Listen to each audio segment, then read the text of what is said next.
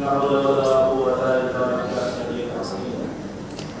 أعوذ بالله السميع العظيم من الشيطان الرجيم. بسم الله الرحمن الرحيم. الحمد لله الذي لا يغلب من حق القائمون ولا يحصي عما عظم العادون ولا يؤدي قول المشاهدون الذي لا يدركه ولا ينال وصل فتن الذي ليس لسببه حق محدود ولا نحن موجود ولا وقت معدود ولا علم محدود فقر الخلائق بقدرته ونشر الرياح برحمته وقدر السكور ما يقرأ عرضه. ثم الصلاة والسلام على رسول الثقلين جد الحسن والحسين أبي القاسم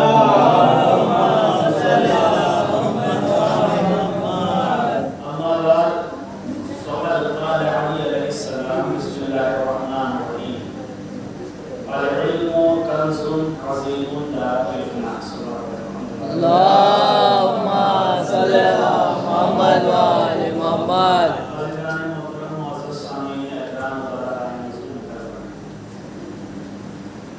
یقیناً مسلسل مجلسوں کا سلسلہ جاری ہے اور ابھی آپ نے اشعار کے اندر فضائل ذکر کو بہت اچھے طریقے سے سنا، لیکن میں آہستہ آہستہ اور کوشش کر رہا ہوں بہت جلدی آپ کے سامنے کی بات مہمان کروں.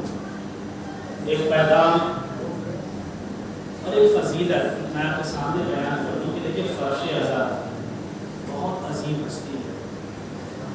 فرش عزا پہ امام حسین علیہ السلام کی میں حدیث آپ کے سامنے پڑھوں. صلوات علی محمد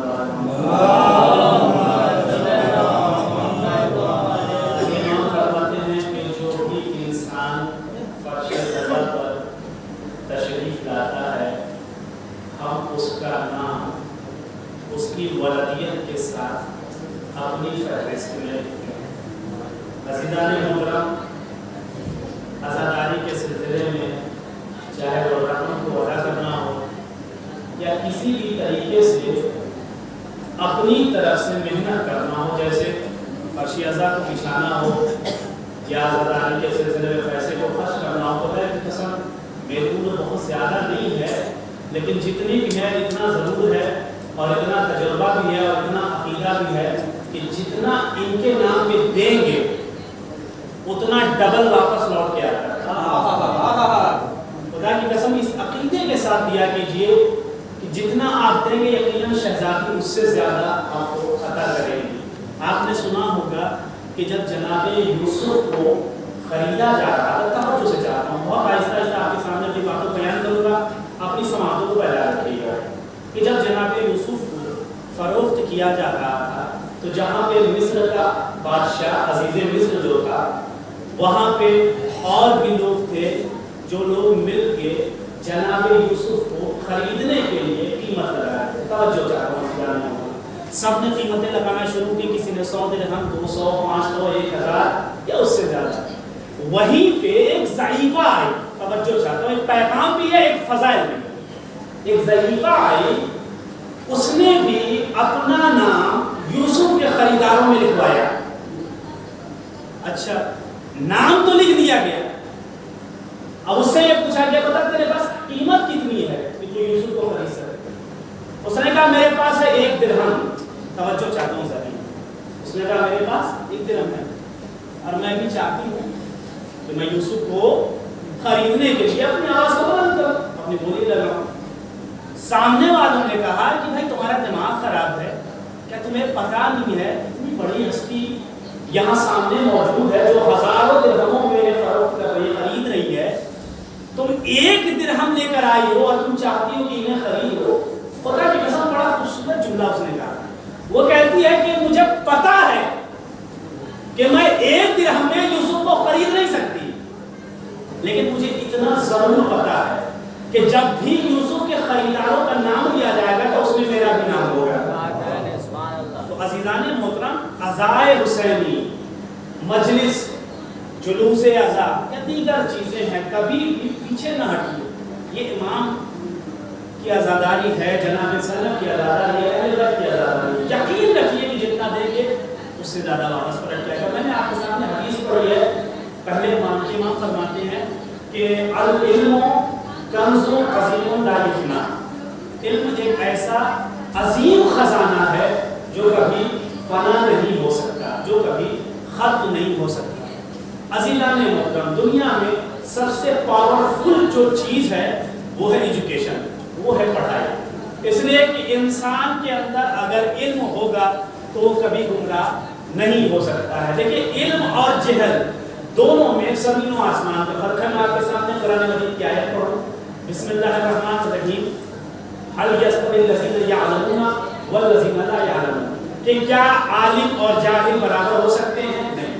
یعنی مفہوماً بتایا کہ عالم اور جاہل کبھی برابر نہیں ہو سکتے۔ انسان کو علم کبھی گمراہ نہیں ہونے دیتا، ذلیل نہیں ہونے دیتا، رسوا نہیں ہونے دیتا، بلکہ علم انسان کو زندگی بخشتا ہے، علم انسان کو فضیلت بخشتا ہے، علم انسان کو زندہ رکھتا ہے۔ تو علم اور جہل کا مقابلہ نہیں ہے، یہ بالکل ایک دوسرے کے متضاد ہے۔ علم الگ ہے، جہل الگ ہے۔ توجہ چاہتا ہوں، اپنی سماعتوں کو بیدار رکھیے۔ علم الگ ہے، جہل الگ ہے۔ علم اور جہل کا کوئی مقابلہ نہیں ہے۔ توجہ چاہتا ہوں، علم اگر انسان کی منزل تک پہنچے تو انسان کو سلمان بناتا ہے۔ سبحان اللہ۔ علم اگر اپنی منزل تک پہنچے تو انسان کو سلمان بناتا ہے، اور جہل اپنی منزل تک پہنچے تو انسان کو صدام بناتا ہے۔ تھوڑا سا اپنی سماعتوں کو بتا دیجیے، آہستہ آہستہ میں آپ کے سامنے بیان کروں۔ علم اور جہل کا کوئی مقابلہ نہیں ہے، علم الگ ہے، جہل الگ ہے۔ علم الگ ہے، جہل الگ ہے۔ علم وہ ہے جو انسان کو سلمان بناتا ہے، جہل وہ ہے جو انسان کو صدام بناتا ہے۔ علم وہ ہے جو انسان کو عمران بناتا ہے۔ توجہ چاہتا ہوں، علم وہ ہے جو انسان کو عمران بناتا ہے، جہل وہ ہے جو انسان کو سفیان بناتا ہے۔ توجہ چاہتا ہوں، جہل وہ ہے جو انسان کو سفیان بناتا ہے۔ علم اگر اپنی منزل کمال تک پہنچے تو شام میں بیٹھے رہبر کو نصر اللہ بنا دے۔ علم اگر اپنی منزل کمال تک پہنچے تو شام میں بیٹھے رہبر کو نصر اللہ بنا دے۔ جہل اپنی پستی تک پہنچے تو سعودی میں بیٹھے حاکم کو لعنت اللہ بنا دے۔ عزیزان محترم، علم اور جہل کا کوئی مقابلہ نہیں ہے۔ علم الگ ہے، جہل الگ ہے۔ علم الگ ہے، جہل الگ ہے۔ بہت ساری روایتیں، بہت ساری آیتیں، بہت ساری باتیں آپ کو ملیں گی جو علم اور جہل کے مقابلے میں ملیں گے۔ اچھا، علم ہے تو علم کی کیفیت کیا ہے؟ انسان علم کو کیسے حاصل کرے؟ تو جناب موسیٰ نے، جب آپ قرآن مجید پڑھیں گے تو جناب موسیٰ نے جب یہ جملہ استعمال کیا تھا بنی اسرائیل والوں کے سامنے کہ پروردگار، اپنی قوم کے سامنے کہا کہ مجھے اللہ نے کتاب دی ہے، صاحب شریعت بنایا ہے، لہٰذا مجھ سے زیادہ کوئی علم نہیں رکھتا۔ توجہ چاہتا ہوں، مجھ سے زیادہ کوئی علم نہیں رکھتا۔ اتنا سننا تھا، اللہ نے جبرائیل کو فوراً یہ کہلا کر بھیجا کہ اے جبرائیل جا کے موسیٰ کو آگاہ کرو کہ اے موسیٰ جلدی سے جاؤ اور فلاں مقام پہ ایک شخص رہتا ہے جو تم سے زیادہ علم رکھتا ہے، اور اس سے جا کے علم کو حاصل کرو۔ کہیں ایسا نہ ہو کہ موسیٰ کا یہ جملہ انہیں ہلاک کر دے۔ جیسے یہ سننا تھا، دیکھیں ایک پیغام دیا کہ کبھی بھی علم ہو، کوئی بھی ہنر ہو، ڈاکٹر ہو، انجینئر ہو، عالم ہو، فاضل ہو، کچھ بھی ہو، لیکن اگر انسان اپنے علم کے اوپر، اپنے ہنر کے اوپر اگر تکبر کرے تو وہ اللہ کو پسند نہیں ہے، بلکہ وہ ہلاکت کا سبب بن جاتا ہے۔ یہ پیغام جب جبرائیل لے کر آئے تو جناب موسیٰ نے پروردگار عالم سے توبہ کیا، استغفار کیا، اور ایک جملہ کہتے ہیں کہ جب تک میں اس شخص سے نہیں مل جاؤں گا، چاہے میرے پاؤں میں زخم ہی کیوں نہ ہو جائے، میں علم کو حاصل کرنے کے لیے جاؤں گا۔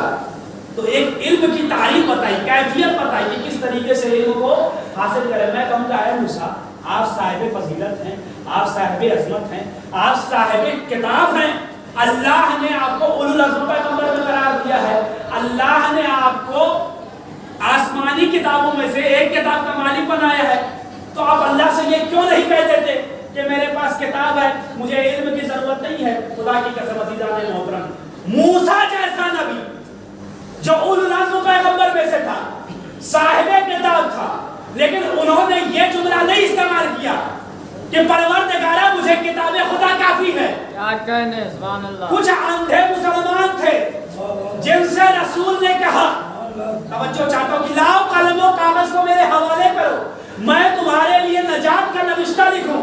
اور وہ کہتے ہیں کہ یا رسول خدا ہمیں کتاب خدا کافی ہے. تو موسیٰ جیسا نبی جو صاحب کتاب ہونے کے بعد بھی اسے خود کی کتاب نہ کافی ہو, تو آج کے مسلمان بغیر اہل بیت اور کتاب کے کس طریقے سے کامیاب ہو سکتے ہیں؟ تو عزیزان محترم, علم ہے, علم کی فضیلت بہت زیادہ ہے. چھٹے امام جعفر صادق علیہ السلام, چھٹے امام کے زمانے میں, چونکہ چھٹے امام سے جو دور شروع ہوا ہے بنی عباس کی حکومت کا, تو اس وقت مولا کو بڑے ہی اچھے طریقے سے تعلیم دینے کے لیے ایک موقع ملا. تو کھل کے امام نے مدارس کھولے. روایت یہ بیان کرتی ہے, دیکھیں علم کی کیفیت کیا ہے. روایت یہ بیان کرتی ہے کہ چھٹے امام کے زمانے میں کچھ لوگوں کا ایک گروپ بنا, ایک گروہ بنا. انہوں نے یہ فیصلہ کیا کہ ہم رسول کی ایک حدیث کے اوپر عمل کریں گے. توجہ چاہتا ہوں, ہم رسول کی ایک حدیث کے اوپر عمل کریں گے. حدیث کیا تھی کہ تم علم کو حاصل کرو چاہے تمہیں چین تک ہی کیوں نہ جانا پڑے. تو ان کو اچانک سے یہ حدیث یاد آئی اور انہوں نے چاہا کہ علم کو حاصل کرنے کے لیے ہم چین جائیں. لہذا ایک گروہ اٹھا اور اٹھنے کے بعد انہوں نے چاہا کہ لاؤ چلو چین چلے. اسی زمانے میں مولا کا ایک چاہنے والا تھا جسے بہلول دانا کہتے ہیں. دیکھیں بہلول دانا جب آپ کتاب پڑھیں گے تو فرنٹ پیج پہ ہی لکھا ہوا ہے بہ کے معنی کیا ہوتے ہیں. بہ کہتے ہیں ہسمکھ کو, یعنی جو ہنسی ہنسی میں اپنی بات کو پہنچا دے. کیا کہنے, واہ. دیکھیں یہ آل محمد کا دیوانہ ہے. جب یہ لوگ نکلے, لیکن مدینے میں ایک بات ذہن میں رکھیے گا, چھٹے امام مدینے میں موجود ہیں, اس کے باوجود ان لوگوں کو ایک شوق چڑھا کہ ہم رسول کی حدیث پہ عمل کریں گے اور ہم چین جائیں گے علم حاصل کرنے کے لیے. لہٰذا یہ لوگ نکلے. اچھا جب یہ مدینے سے نکل کے سرحد پہ پہنچے نا, تو وہاں پہ بہلول دانا ملے. توجہ چاہتا ہوں, وہاں پہ بہلول دانا ملے. اب یہاں پہ بات کی میں روک کے ایک مثال دے دوں, مثال برائے مثال سمجھ لیجیے. ابھی میں یہاں آپ کے سامنے روبرو ہوں, مجلس کو خطاب کر رہا ہوں. یقیناً آپ سے کسی نے یہ کہا, پہلے کسی نے یہ کہا ہو کہ بھائی ایسا ہے کہ بلیا میں مثلا یہاں پہ کون سی چیز مشہور ہے, مجھے اس کے بارے میں علم نہیں ہے. فار ایگزامپل میں اس بات کو بیان کرتا ہوں, فرض کر لیجئے کہ یہاں پہ لوہے کا کاروبار بہت اچھا ہے, لوہے کا کاروبار بہت اچھا ہے. آپ سے کسی نے کہہ دیا کہ بھائی ایسا ہے کہ چھوڑیے کسی اور کی کیا بات, میں اپنے آپ کو خود حاضر کر دوں کہ میں نے آپ سے یہ کہہ دیا کہ بھائی ایسا ہے کہ بلیا میں لوہے کا کاروبار بہت اچھا ہوتا ہے. لوہے کا کاروبار بہت اچھا ہوتا ہے, لہذا وہاں پہ لوہے کے سامان بھی مل جائیں گے, آپ وہاں سے خریدو. چونکہ یہاں پہ لوہے کا کاروبار پہلے سے موجود ہے اور یہاں پہ پرانا ہے اور یہاں پہ تمام کی تمام چیزیں مہیا بھی ہیں, لیکن میں نے کہا ان سے کہ بھائی ایسا ہے کہ بلیا میں لوہے کا کاروبار بہت اچھا ہوتا ہے, لہذا آپ وہاں آ جائیں اور وہاں آنے کے بعد اپنی آمد و رفت چالو کرو. اب وہ سرکار 4-5 لوگ مل کے اٹھے ان رہی سے, اٹھنے کے بعد وہ لوگ پہنچے بلیا. توجہ چاہتا ہوں, مثال کو سمجھیے گا. وہ لوگ پہنچے بلیا. اب بلیا پہنچنے کے بعد اب وہ لوہے کی دکان کو کھوج رہے تھے, تلاش کر رہے تھے. چونکہ دھوپ بہت کڑی تھی, اب جب تلاش کرنا شروع کیا, ایک جگہ گئے, 2 جگہ گئے, 3 جگہ گئے, 4 جگہ گئے, 5 جگہ گئے. جب کافی دیر ہو گئی, 3-4 گھنٹہ گزر گیا اور انہیں لوہے کی ایک دکان بھی نہ ملی, تو اب وہ لوہے کی دکان کو کھوجنے کے بجائے مولانا کو کھوجنے لگے. توجہ چاہتا ہوں عزیزان محترم, مثال کو سمجھیے گا, کیونکہ مولانا نے بتایا تھا کہ بھیا وہاں پہ لوہے کا کاروبار بہت اچھا ہوتا ہے. 4 گھنٹہ جب دھوپ میں تھک چکے, تب اس کے بعد تلاش کرنے لگے مولانا کو کہ بھائی انہوں نے خبر دی تھی. اب کھوجتے جب ہم تک پہنچے, اور انہوں نے ہم سے اسی لیے کہا جاتا ہے, مولا کائنات نے یہ جو حدیث بیان فرمائی تھی کہ حق اور باطل میں 4 انگل کا فاصلہ ہے. مجھے پتا ہے کہ دیکھیں وقت زیادہ ہو چکا ہے اور نیند غالب آ رہی ہے, بہت اختصار کے ساتھ. حق اور باطل میں 4 انگل کا فاصلہ ہے. جو آنکھوں سے دیکھو وہ حق ہوتا ہے,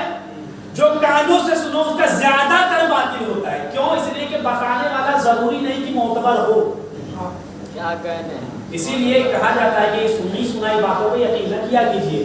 کسی نے کہہ دیا فلاں آدمی نے آپ کے بارے میں یہ کہا, فلاں آدمی نے آپ کے بارے میں کہا, نہیں, ضروری نہیں کہ بتانے والا معتبر. لہٰذا جو آنکھوں سے دیکھا جائے وہ حق ہوتا ہے. اب ہمارے کہنے کے اوپر وہ صاحب پہنچ گئے وہاں پہ بدیا, اور انہوں نے تلاش کیا, انہیں ملا نہیں. ہم سے آگے کہتے مولانا آپ نے کہا تھا یہاں کاروبار بڑا اچھا ہے لیکن یہاں پہ تو کوئی دکان ہی موجود نہیں.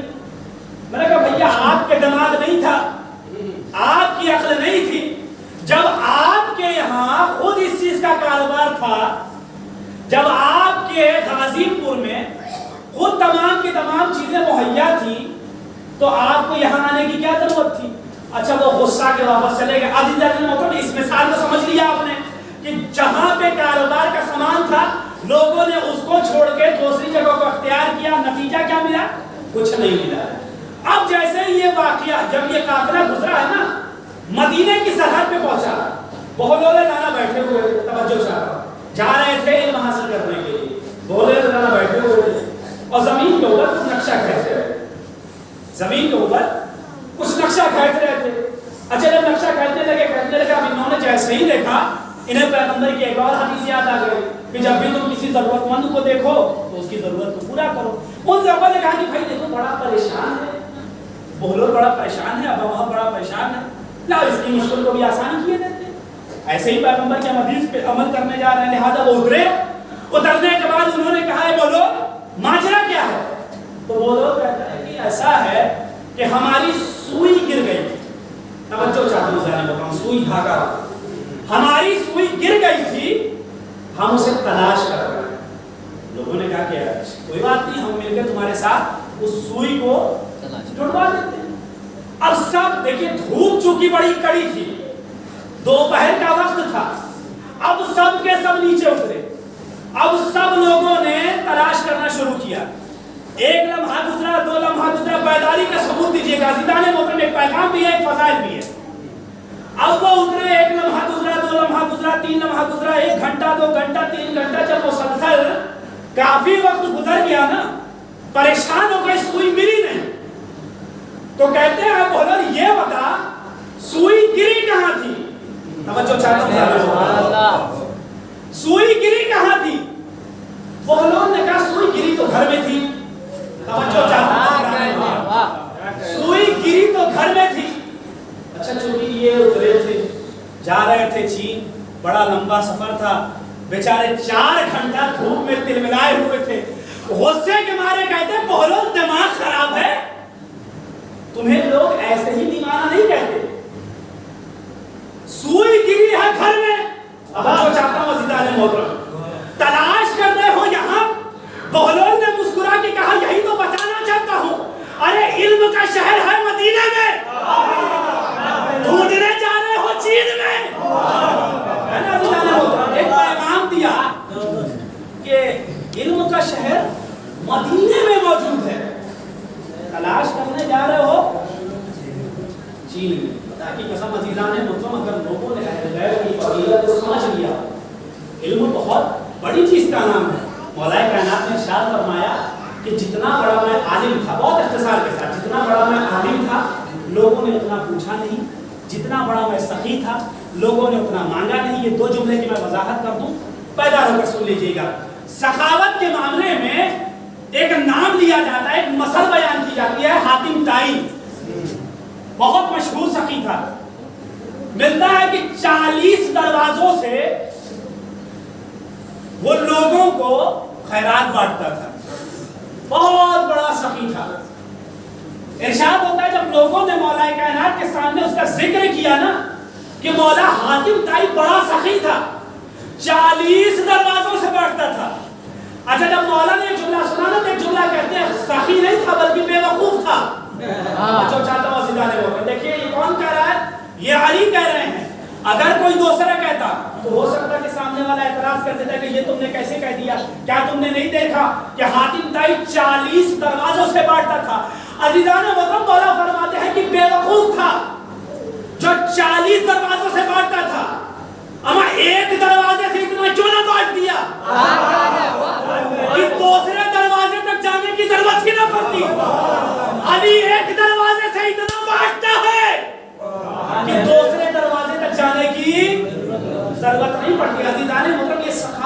معاملہ تھا علم کے معاملے میں. آپ اٹھائیے کتاب الارشاد میں بیان ہوتا ہے کہ امام علی علیہ السلام جب کوفے کے منبر پہ گئے اپنی دونوں انگلیوں کو آپس میں جوڑا اور جانے کے بعد خطبہ پڑھا بسم اللہ الرحمن الرحیم. اس کا ترجمہ میں آپ کے سامنے بیان کروں کہ سلونی قبل ان تفقدونی، جو پوچھنا ہے پوچھ لو اس سے پہلے کہ تم مجھے کھو دو. علم کی منزلت پہ کتنے آگے تھے. امام علی علیہ السلام نے فرمایا کہ جو تم پوچھو گے میں اسے تمہاری ہی کتاب سے بیان کروں گا. خدا کی قسم کتنا بڑا عالم تھا علی. امام نے فرمایا اگر تم توریت سے پوچھو گے میں توریت سے بتاؤں گا، انجیل سے پوچھو گے میں انجیل سے بتاؤں گا، قرآن سے پوچھو گے میں قرآن سے بتاؤں گا، زبور سے پوچھو گے میں زبور سے بتاؤں گا. اور تمہاری کیا بساط، جو چیز میں کہوں گا وہ انسان کیا بلکہ خود کتابیں پڑھ کے اس بات کی تصدیق کریں گی کہ جو علی نے کہا وہ سچ ہے، جو علی نے بیان کیا وہ حق ہے. اب عزیزان محترم لوگوں نے مولا سے بہت سوال کیے. اچھا بڑے عجیب سوال کیے، ملاحظہ فرمائیں بڑے عجیب سوال کیے. مولا نے ایسے نہیں کیوں بلا کہا جتنا بڑا میں عالم تھا اتنا لوگوں نے پوچھا نہیں. اب لوگوں نے پوچھنا شروع کیا، مولا یہ بتائیے ہمارے سر میں کتنے بال ہیں، ہمارے سر میں کتنے بال ہیں. امام نے فرمایا اگر میں بتا بھی دوں تیرے سر میں کتنے بال ہیں تو یہ بتا کون تصدیق کرے گا کہ کتنے ہیں. اس لیے کہ سوائے علی کے کوئی ایسا پیدا نہیں ہوا جو اس بات کو ثابت کرے. اس نے کہا مولا ہمارے سر میں کتنے بال ہیں. مولا نے کہا تیرے سر میں جتنے بھی بال ہیں ہر بال کے اوپر شیطان بیٹھا ہے جو جاتا موجودہ ہے، اور تیرا بیٹا ہی میرے بیٹے کو قتل کرے گا. تیرا بیٹا ہی میرے بیٹے کو قتل کرے. یہ کون تھا؟ سعد ابن ابی وقاص. دیکھو بات ہوئی تمام ہوئی. ایک شخص اٹھا وہ کہتا ہے کہ مولا یہ بتائیے، دیکھیں کبھی بھی قاعدے کا سوال نہیں کیا گیا علی سے، ایسے سوال کیے گئے جسے میں ممبر سے پڑھ نہیں سکتا. الگ ایک موضوع. ایک شخص اٹھا وہ نہیں بات کہتا مولا یہ بتائیے کہ میں آج کھاؤں گا کیا. توجہ چاہتا ہوں، میں آج کھاؤں گا کیا. مولا نے کہا کہ دیکھ آج تو شیرینی کھائے گا، آج تو شیرینی کھائے گا. وہ کہتا ہے اے علی آج میں یہی نہیں کھاؤں گا، آج میں یہی نہیں کھاؤں گا. لوگ آپ کو صادق کہتے ہیں، صدیق کہتے ہیں. اے علی آج میں آپ کی بات کو جھوٹا ثابت کر کے رہوں گا. اچھا اس نے جب یہ جملہ کہا نا مولا فرماتے ہیں کہ چاہے تو جو بھی کر لے اگر علی نے کہہ دیا تو کھائے گا وہی. محترم جب وہ یہاں سے نکلا نا کہتا ہے کہ نہیں میں یہ نہیں کھاؤں گا، آج میں آپ کی بات کو جھوٹا ثابت کروں گا. وہاں سے نکلا مسجد سے نکلنے کے بعد گھر پہ پہنچا. گھر پہ پہنچنے کے بعد کہتا ہے اپنی زوجہ سے کہ بھائی ایسا ہے میں بڑا بھوکا ہوں، کھانا پیش کرو. توجہ چاہتا ہوں. وہ کچن میں گئی. جانے کے بعد جب اس نے کھانا لیا ہے نا اور سامنے رکھا تو وہ سامنے شیر خورما تھا، شیرینی تھی. وہ کہتا نہیں میں یہ نہیں کھاؤں گا. توجہ چاہتا ہوں دیکھیے علی کے خلاف جا رہا تھا، چاہتا تھا کہ علی کی بات کو نعوذ باللہ غلط ثابت کرے، جھوٹا ثابت کرے. جب گھر میں گیا تو زوجہ نے وہی پیش کیا جو علی نے کہا تھا، شیر خورما. اس نے کہا اچھا مولا نے کہا تھا کہ آج تو شیر خورما کھائے گا. زوجہ نے لے کر آیا، اس نے کہا نہیں میں یہ نہیں کھاؤں گا. تو ایسا کر کہ تو جا محلے میں. توجہ چاہتا ہوں. اور جانے کے بعد تو کہیں سے بھی کوئی اور غذا لے کر آ جا. اب وہ گھر سے نکلی، یہ انتظار کرتا رہا. جب کافی وقت گزر گیا نا اب یہ پریشان ہو گیا چونکہ بھوک اس کی بڑھ رہی تھی. جب کافی دیر کے بعد اس کی زوجہ واپس آئی ہے تو اپنی زوجہ سے کہتا ہے کہ یہ بتا اتنی دیر کیوں لگی. وہ کہتی ہے کیا بتاؤں، اتفاق کی بات ہے جس گھر میں جاتی ہوں شیر خورما ملتا ہے. جس گھر میں جاتی ہوں شیر خورما ملتا ہے. اب وہ پریشان گھر پہ گیا، وہاں شیر خورما. محلے سے وہاں شیر خورما. اب پریشان ہو گیا. دیکھیے علی نے کہا تھا, بات سچ ہو گئی, کیونکہ علی نے کہہ دیا تھا کہ جو علی نے کہہ دیا ہے وہ تیرا مقدر بن گیا. اب یہ گھر میں نہیں کھا پایا, محلے والوں سے نہیں کھا پایا, اب یہ کھانے کی تلاش میں نکلا. توجہ چاہتا ہوں, اب یہ کھانے کی تلاش میں نکلا. جب یہ کھانے کی تلاش میں آگے نکلتا گیا تو درمیانے راہ میں ایک قافلہ ملا. اچھا چونکہ یہ بھوکا تھا, اس نے قافلہ والوں سے کہا کہ بھائی کچھ کھانے کو ہے؟ اس نے کہا ہاں ہمارے پاس کھانے کو ہے, جو بھی ہمارے پاس کھانے کے لیے آتا ہے اسے کھانا دیتے ہیں.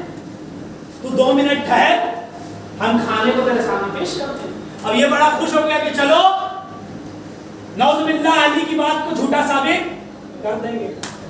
اچھا جب وہ بیٹھا ہوا تھا قافلے میں وہ شخص گیا سردار, اور جب اس نے کھانا منگایا, توجہ چاہتا ہوں عزیزان محترم, تو وہ بھی شیر خورما نکلا. اچھا یہ پریشان تھا, گھر سے نکلا نہیں ملا, محلے سے نکلا کھانا نہیں ملا, قافلے میں گیا, جب شیر خورما آئے گا تو ایک جملہ کہتا کہ نہیں مجھے یہ نہیں کھانا ہے. اور یہ کہنے کے بعد جب وہ واپس پلٹنے لگا تو اس کے سردار نے کہا واپس آؤ, ذرا ہمارے قریب آؤ. انہوں نے کہا کیا ہوا؟ کہا دیکھو ایسا ہے کہ ہمارے قبیلے کا قانون ہے, ایک بار جو چیز دے دیتے ہیں واپس نہیں لیتے. توجہ چاہتا ہوں, خدا کی قسم غور فرمائیے گا, ایک بار جو چیز دے دیتے ہیں واپس نہیں لیتے. شیر خورما تو تجھے کھانا پڑے گا. اچھا جب یہ معاملہ بڑھا نا, اس نے کہا نہیں میں شیر خورما نہیں کھاؤں. کہا نہیں کھانا تو پڑے گا. اب یہ تو فیصلہ کرے گا شرافت سے کھائے گا یا مار کھا کے کھائے گا. اس نے کہا چاہے کچھ بھی ہو جائے میں شیر خورما نہیں کھاؤں گا. اب عزیزان محترم قافلے والوں نے اس سے پکڑا, اب پکڑنے کے بعد اسے مارا. توجہ چاہتا ہوں, اتنا مارا کہ وہ ادھورا ہو گیا, اور اس کے بعد اسے شیر خورما زبردستی کھلایا. اچھا جب وہ شیر خورما کھا گیا نا, پریشان حیران کہ بھائی معاملہ ایسا ہو گیا کہ شیر خورما تو میں نے کھا لیا, لیکن اب میں بیان کیسے کروں گا. اب وہاں سے اٹھا, کراہتے ہوئے اٹھا, درد میں اٹھا, مسجد میں آیا. آنے کے بعد جب مولا علی نے اسے دیکھا تو مسکرا کے ایک جملہ کہا, تو بتائے گا یا میں بتاؤں؟ واقعہ تو بتائے گا یا میں بتاؤں؟ وہ کہتا ہے کچھ بھی کھایا ہو لیکن شیر خورما نہیں کھایا. کیونکہ دیکھیں منافق تھا, بات پہ اڑا ہوا تھا. خدا کی قسم جملے پہ غور کر لیجئے گا, بات پہ اڑا ہوا تھا. وہ کہتا ہے کہ کچھ بھی کھایا ہو لیکن شیر خورما نہیں کھایا. علی نے مسکرا کے کہا جھوٹ مت بول, تو نے وہ بھی کھایا جو علی نے کہا تھا, وہ بھی کھایا جو علی نے نہیں کہا تھا. عزیزان محترم 2 چیزیں کھا کے آیا تھا, شیر خورما بھی کھا کے آیا تھا, مار بھی کھا کے آیا تھا. تو عزیزان محترم جو یہ کہہ دیتے ہیں وہ سچ ہو جاتا ہے. کیوں؟ اس لیے کہ ان کے علم کا مرتبہ بہت زیادہ ہے, علمی معاملے میں بہت بلند ہے. آپ نے سنا نہیں, رسول اکرم نے ارشاد فرمایا بسم اللہ الرحمن الرحیم, انا مدینۃ العلم وعلی بابها فمن اراد العلم فلیأتها من بابها, کہ میں علم کا شہر ہوں, علی اس کے دروازہ ہے, بس جو بھی علم حاصل کرنے کا ارادہ کرے اسے چاہیے کہ وہ دروازے سے ہو کر آئے. بس میں اپنی گفتگو کو سمیٹ رہا ہوں. ابھی آپ شبیہ کابور کی زیارت کریں گے, علم کی زیارت کریں گے. بس جو بھی علم حاصل کرنے کا ارادہ کرے اسے چاہیے کہ وہ دروازے سے, یہ جملہ حدیث ہے, فَلْيَأْتِهَا مِنْ بَابِهَا, بس جو بھی علم کا ارادہ کرے اسے چاہیے کہ وہ دروازے سے آئے. اچھا یہ حدیث تھی مولا علی کے بارے میں. اب لوگوں نے مولا علی کے بغض میں حدیثیں کرنا شروع کی. حدیثیں کیا کری؟ حدیث کیا تھی کہ رسول فرماتے ہیں کہ میں علم کا شہر ہوں, علی اس کے دروازہ ہے. اب لوگوں نے علی کے بغض میں حدیثیں کرنا شروع کی کہ رسول فرماتے ہیں کہ میں علم کا شہر ہوں, فلاں اس کی بنیاد ہے. توجہ چاہتا ہوں, فلاں اس کی بنیاد ہے, فلاں اس کی دیوار ہے, فلاں اس کی چھت ہے, اور علی اس کے دروازہ ہے. یعنی سب کو سمیٹ دیا. عزیزان محترم توجہ چاہتا ہوں, دیکھیں علی کے بغض میں حدیث گڑی, لیکن علی کے بغض میں ان کا دماغ اتنا خراب چکا تھا کہ انہیں یہ بھی نہیں پتا تھا کہ چھت کبھی شہر کے اوپر نہیں پڑا کرتی. کیونکہ جو چیزیں محدود ہوتی ہیں چھت اس پہ پڑتی ہے نا. اب یہ اتنا بڑا ایک حصہ ہے, آپ اس کے اوپر چھت ڈال سکتے ہیں, لیکن آپ پورے شہر کے اوپر چھت ڈالیں. حدیث کیا بنائیں کہ میں ان کا شہر ہوں, فلاں اس کی چھت ہے, فلاں بنیاد ہے, فلاں دیوار. خدا کی قسم بنیاد بھی ایسے کو بنایا جو چور تھا. کیا کہنے, اور اسی لیے میں کہا کرتا ہوں کہ علم و جہل کی بات ہو رہی تھی نا, سخی کتنے سخی مولا میرا مولا سخاوت کی منزلت میں کتنا آگے تھا, کتنا اوپر تھا. دیکھیے غنی, لفظ غنی کا استعمال لوگوں نے اپنے ساتھ بہت کیا, لیکن غنی اور علی میں بہت بڑا فرق ہے. توجہ چاہتا ہوں, غنی اور علی میں بہت بڑا فرق ہے. ان کے لیے میں یہ جملہ کہہ دوں جو یہ کہتے تھے کہ اہل بیت کے پاس کچھ نہیں تھا, ان کے لیے میں جملہ کہوں, او خیبر کے مال غنیمت کو لوٹ کے غنی کہلانے والوں, خیبر کے مال غنیمت کو لوٹ کے غنی کہلانے والوں, دوسروں کا مال لوٹ کے غنی کہلانا اور ہے, اپنا مال لٹا کے علی کہلانا اور ہے.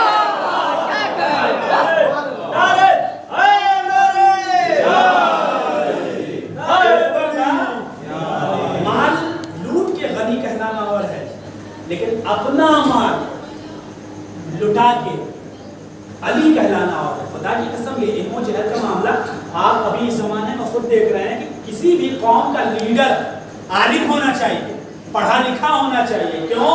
اس لیے کہ اگر لیڈر اور قوم کا رہبر عالم نہیں ہوگا, پڑھا لکھا نہیں ہوگا تو قوم گمراہ ہو جائے گی. سب سے بڑا اگزامپل آپ کے سامنے خود اس دور کا ہے کہ لوگوں نے دیواریں تو کھڑی کروا دی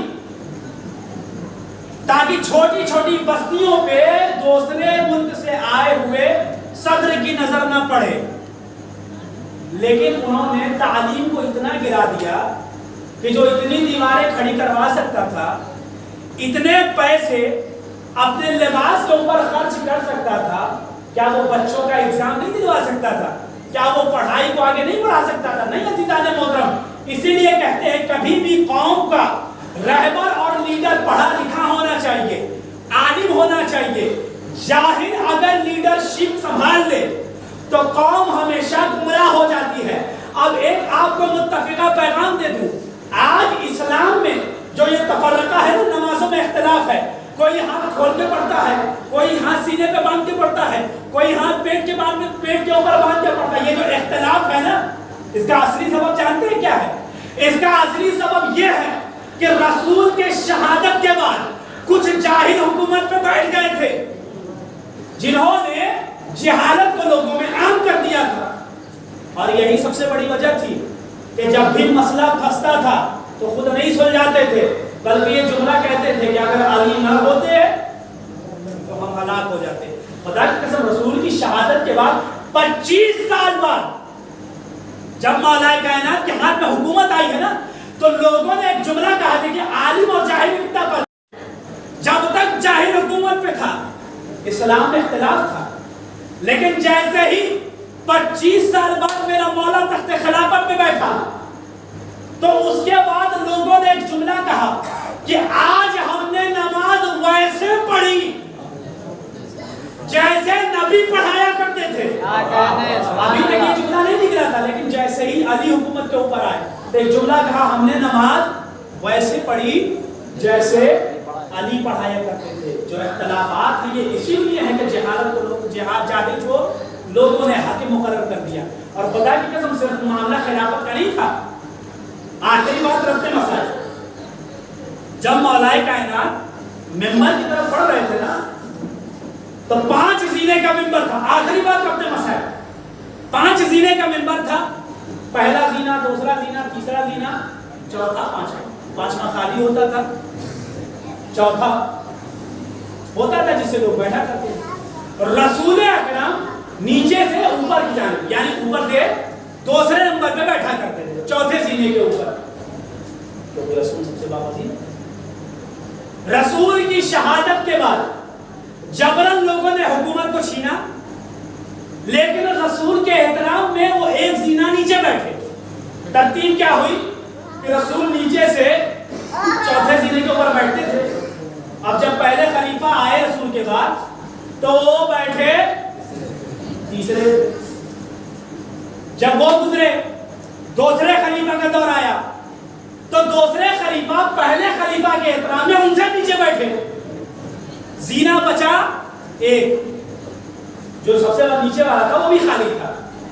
اوپر والے کو چھوڑ دیا, رسول بیٹھے, رسول کے نیچے احترام میں پہلے والے بیٹھے, پہلے والے کے احترام میں اس کے نیچے دوسرے والے بیٹھے. اچھا بچا تھا ایک زینہ. جب یہ دوسرے خلیفہ بھی چلے گئے تو جو تیسرے خلیفہ بنے یہ بھی دوسرے خلیفہ کے احترام میں اس کے نیچے بیٹھے. اچھا جب تینوں زینہ بھر گیا نا, سب ایک دوسرے کے احترام میں نیچے بیٹھتے گئے, ممبر بھر گیا, ممبر پر ہو گیا.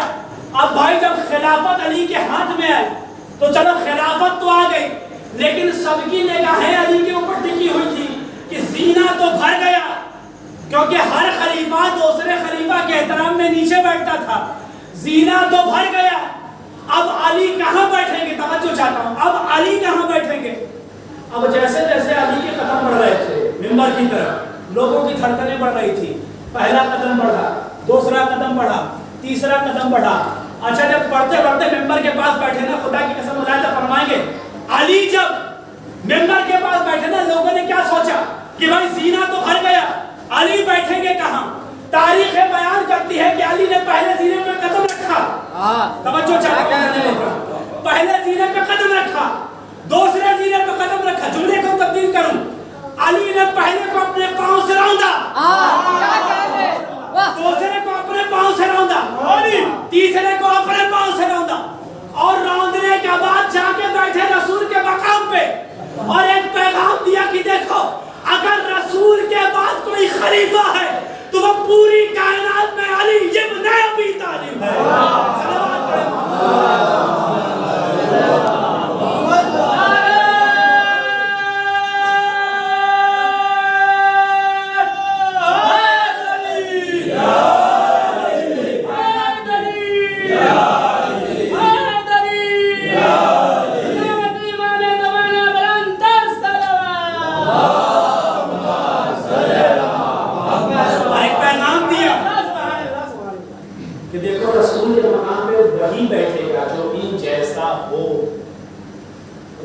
جسے علی نے اپنے پاؤں کے برابر نہ سمجھا, بھلا ہم اسے کیسے تسلیم کر لیں؟ اور صرف علی کی بات نہ بیان کرو, سیدہ نے جنہیں مسلمان نہ سمجھا ہم اسے لیڈر کیسے مان لیں؟ تاریخ پڑھیے. مجلس حسین میں جب آیا کر کے اس مجلس حسین کو صرف مجلس نہ سمجھیے, یہ بات میں نے پڑھی تھی آپ کے ساتھ. مجلس حسین کو کربلا سے تشبیہ دی گئی, کربلا سے. یہ نہ سمجھا کریے کہ مجلس ہو رہی ہے جب مصائب آئے گا یا جب ماتم آئے کا سلسلہ شروع ہوگا, نواز شروع ہوگا, تبرک رکھنے والے نہیں. خدا کی قسم یہ فضیلت ہے آپ کی فرش اعضاء پہ. 133 کروڑ کی آبادی ہے ہندوستان میں, اس کے باوجود بھی اگر آپ یہاں پہ بیٹھے ہیں نا تو یہ آپ کا مقدر ہے, کیونکہ فرش اعضاء پر بیٹھنا ہر کسی کے حق میں نہیں ہے.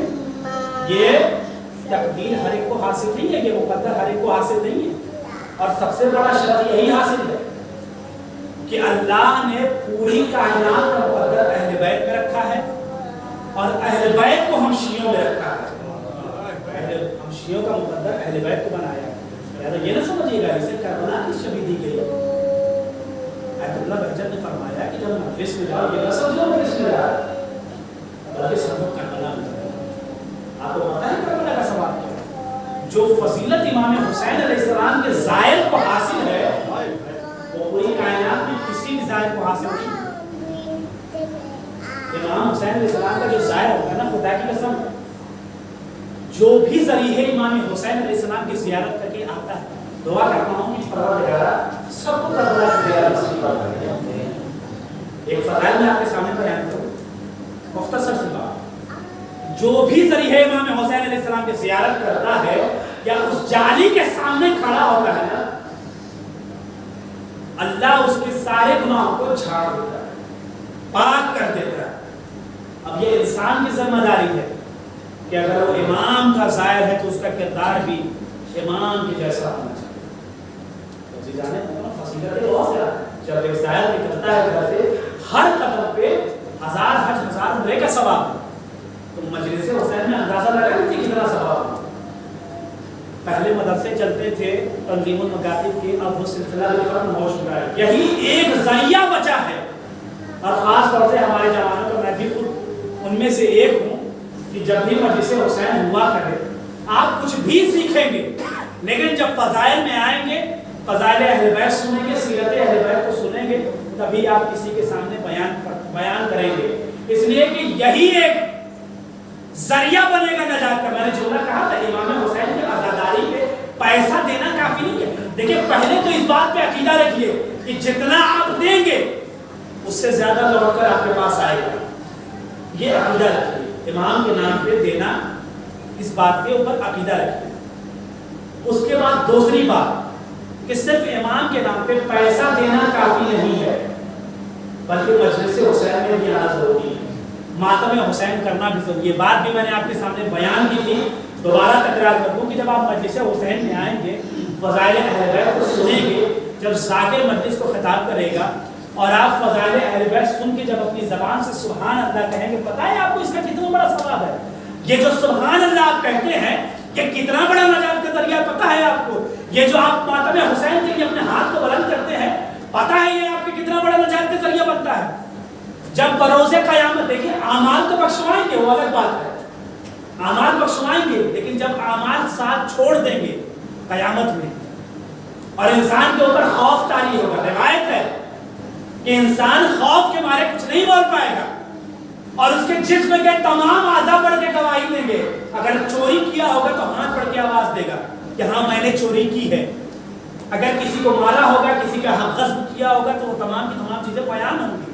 تو یہاں تو بچ کے چلے جاؤ گے, لیکن وہاں پہ حساب دینا پڑے گا. ماتم حسین کا ذکر اہل بیت کا سب سے بڑا ثواب یہ ہے جب آپ محشر میں جائیں گے اور آپ کے اوپر خوف طاری ہوگا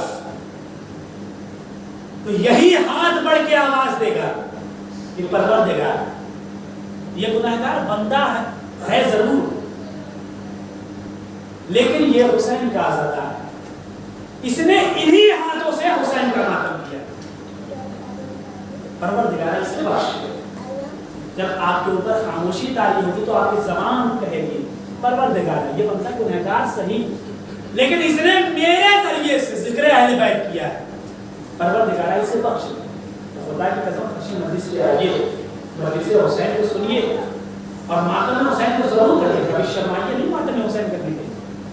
ایک بات میں آپ کے سامنے بیان کروں کہ کربلا میں عاشور کے قافلے بنی اسد بہت بڑے آیت اللہ تھے, اتنے بزرگ تھے کہ انہیں اٹھنے بیٹھنے کے لیے دوسروں کا سہارا لینا پڑا. ماتم حسین میں اکثر یہ ہوتا ہے کہ لوگوں کا انداز ہے الگ الگ طریقے سے ماتم کرتے ہیں. ہماری عادت یہ ہے کہ ہم کسی نئے کو دیکھتے ہیں تو ہنستے ہیں. ایک روایت ہمیں آپ کے سامنے بیان کریں کہ عالم دین جو جیسے بھی ماتم کرتا ہے, آج ہم شرم کھاتے ہیں کہ ہم ڈاکٹر ہیں, ہم مولانا ہیں, ہم انجینئر ہیں, ہم ماتم نہیں کریں گے, ہم اس طریقے سے ماتم کریں گے تو لوگ کیا سوچیں گے. خدا کی قسم آپ کی عظمت امام سے زیادہ نہیں ہے, آپ کی عظمت امام سے زیادہ نہیں ہے. بہت بڑے عالم دین تھے, بہت بڑے بزرگ تھے, اس لائق نہیں تھے کہ خود سے چل پڑے, سہارے سے چل رہے. کربلا میں قافلہ جا رہا تھا, قافلے بنی اسد عاشور کے. یہ آیت اللہ اپنے مریدوں کے ساتھ, اپنے شاگردوں کے ساتھ جا رہے تھے. انہوں نے اچانک کیا دیکھا کہ وہ قافلہ ماتم کرتے ہوئے جا رہا ہے. اچانک سے انہوں نے اپنا ہاتھ چھڑوایا اور چھڑوانے کے بعد امامے کو پھینکا اور دوڑتے ہوئے اس مجمع میں گئے. اور کیا دیکھا کہ وہ قافلہ جس انداز میں ماتم کر رہا تھا اچھل اچھل کے, اسی انداز میں یہ بھی شامل ہوئے اور ماتم کرنے لگے. اچھا تو تمام ماجرا تمام ہو گیا نا, تو ان کے مریدوں نے پوچھا کہ آقا ہم یہ نہیں کہتے کہ آپ نے غلط کیا, لیکن ہم یہ کہتے ہیں کہ آپ اتنے بڑے عالم دین ہیں, اس طریقے سے ماتم کرنا زیب نہیں دیتا. پتہ ہے قسم کتنا خوبصورت جملہ کہا کہ اے میرے بیٹوں, اے میرے شاگردوں, جو میری آنکھیں دیکھ رہی تھی وہ تمہاری آنکھیں نہیں دیکھ رہی.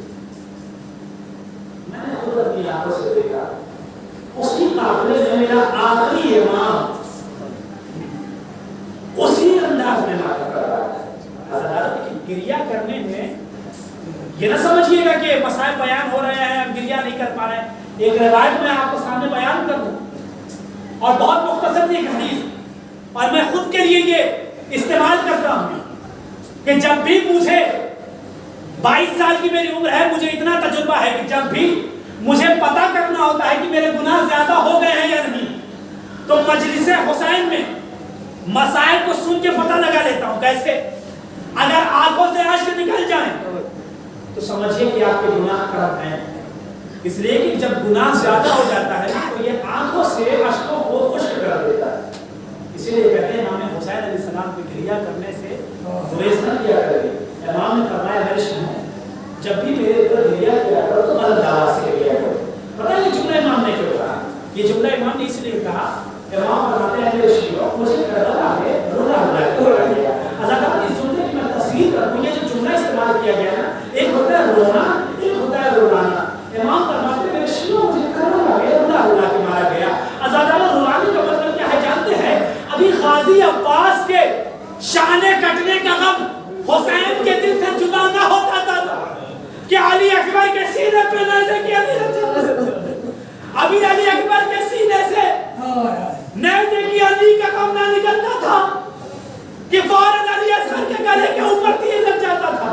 امام نے فرمایا کہ میرے شیعوں جب بھی میرے اوپر گریہ کیا کرو, نماز گریہ کیا کرو, اللہ بھی آپ شریعت قانون کی زیارت کریں گے.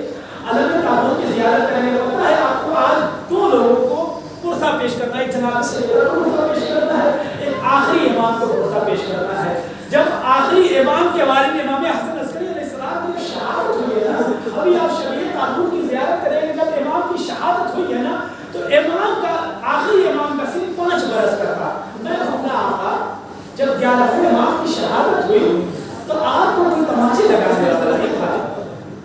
اے آقا آپ کے اوپر کوئی ظلم و ستم کرنے والا نہیں تھا. اے آقا صاحب کربلا کے میدان میں آئیے, ایک 4 سال کی بچی سکینہ ہے, جب بھی وہ بابا کو یاد کر کے روتی ہے نا تو کوئی کانوں سے گوشواروں کو چھینتا ہے, کوئی کانوں کے اوپر تماچا لگاتا ہے. ارے جب کانوں سے گوشواروں کو چھینا گیا نا, سکینہ نے فرات کا روکیا ایک جملہ کہتی ہے چچا بات. ارے جب گوشوارے پڑھانے نہیں آ, جب گوشوارے اتارنے نہیں آتے تھے تو پڑھائے کیوں تھے؟ ارے اس ظالموں نے میرے کانوں سے گوشوارے. جزاکم اللہ جزاکم اللہ, خدا آپ کو سنت زیادہ مضمون کرتا ہے. ازادہ تاریخ اسلام میں 4 ایسے جنازے ہوتے ہیں, 4 ایسے تابوت اٹھے ہیں جن کے اوپر بہت گریہ کیا گیا ہے, ظلم ہوا ہے, مظلومیت بھرے جنازے تھے. پہلا جنازہ کس کا تھا پتہ ہے آپ کو؟ جناب سیدہ کا تھا. جناب سیدہ کا جنازہ اٹھا ہے, قرآن کی تعلیم میں اٹھا ہے. اللہ خدا کی قسم کتنی زیادہ ظلم جناب سیدہ کے اوپر ہوا پتہ ہے آپ کو نا. جناب سیدہ نے ایسے یہ جملہ نہیں کہا تھا کہ میرے اوپر اتنا ظلم ہوا کہ اگر وہ دن کے اجالوں پہ پڑتا تو وہ رات کی تاریکی میں بدل جاتے. سیدہ نے وصیت کی کہ اے علی, ارے میرے جنازے کو رات کی تاریکی میں دفن کیا. روایت کی جملے ہیں 9 لوگوں نے یا 14 لوگوں نے مل کے جناب سیدہ کا لاشا اٹھایا, جنازہ اٹھا کے پہنچایا. مولا کائنات نے بہت کریا. آزادار یہ پہلا جنازہ تھا. تاریخ میں دوسرا جنازہ جناب سکینہ کا ملتا ہے. ارے زندہ شام میں ننھی سی لاش کو سید سجاد نے اپنے ہاتھوں میں لیا, اور ہاتھوں میں لینے کے بعد جناب زینب نے کہا اے سید سجاد کیا غسل کے لیے سکینہ کے لباس کو الگ کر دیا جائے؟ آزادار کا خاموش ہے. آپ کے گھر میں ننھی بچیاں ہوگی نا, آپ کو پتا ہوگا کہ جب چھوٹی بچی اپنے بابا سے کچھ چاہتی ہے نا تو بابا اسے پورا کرتا ہے, لیکن جب بھی یہ بچی اپنے بابا کو یاد کرتی تھی, ظالموں نے اس کے اوپر تماچے لگائے. سید سجاد نے جب بھی اللہ ارے سکینہ کا جنازہ ارے اس حالت میں نہیں ہے کہ اس کے لباس کو الگ کیا جائے. ارے پیاس کی شدت سے سکینہ کا لباس اس کی ہڈیوں سے خدا آپ کو کوئی رحمت خدا میں مردوں میں کربلا کیا سارا. یہ دوسرا جنازہ تھا جو اسی حالت میں دفن کر دیا گیا. رسول کا جنازہ تھا, جناب سکینہ کو دفن کر دیا گیا. تیسرا جنازہ جانتے ہیں کس کا ہے؟ تیسرا جنازہ ہمارے 7ویں امام کا ہے کہ جب امام کو زندان میں ڈال دیا گیا نا, اور امام کو جب زہر دے دیا گیا تو پیڑھیوں کے ساتھ 4 مزدوروں نے امام کے جنازے کو اٹھایا, اور कर पुल के ऊपर छोड़ दिया। अरे पुल के ऊपर ये जनाजा धूप में पड़ा हुआ था, कोई पूछने वाला नहीं था। इजाज़े इमाम से मेरा इमाम आठवां इमाम आया और आने के बाद अरे सातवें इमाम के सीने से सीने में लगाया और गिरिया करने लगे, बाबा अरे आपके जनाजे का कोई उठाने वाला नहीं था। ज़्यादा उठाते हैं ना जनाब। जब सातवें इमाम के जनाजे को पुल के ऊपर रखा गया ना और आठवें इमाम से दरियाफ्त किया गया कि ये बता कि आखिर जनाजे में ये जंजीर क्यों रखी गई है। आज़ादारों में बड़ा गरीब जनाजा था ये। जब पूछा गया ना इस जनाजे में जंजीर क्यों है, तो किसी ने आवाज दी कि इस इमाम के ऊपर इतना जुल्म हुआ कि जंजीरों से इमाम को इतना जकड़ा गया था कि जंजीरें इमाम के गोश्त को खा गई थी और इमाम के जिस्म के गोश्त से जाके पैवस्त हो गई थी। अरे इस लायक नहीं था कि जंजीरों को जुदा किया जाए। ये तीसरा जनाजा था। चौथा जनाजा तारीख में 11वें इमाम का मिलता है कि जब 11वें इमाम को जहर दिया गया है ना, इस इमाम हसन अलैहिस्सलाम को जब जहर दिया गया ना तो इमाम के जिगर के 72 टुकड़े हुए, लेकिन वो कलेजे से मुंह से बाहर आ गए थे। लेकिन रवायत बयान करती है जब 11वें इमाम के को जहर दिया गया है ना तो कोई भी टुकड़ा बाहर आया नहीं आया। अरे तमाम के तमाम टुकड़े जिस्म के अंदर आपस में मखलूत हुए। यह जनाजा करने निकला, अज़ादारों ताबूत आप उठाएंगे। रवायत मिलती है, मैं कहूँगा आपा अरे बड़े खुश नसीब थे कि आपका जनाजा शान से उठा। करबला में एक जनाजा था जो 3 दिन तक पड़ा हुआ था। अरे वो जनाजा नसीब पे था, ना ज़मीन पे था बल्कि तीरों पे मुअल्लक़ था।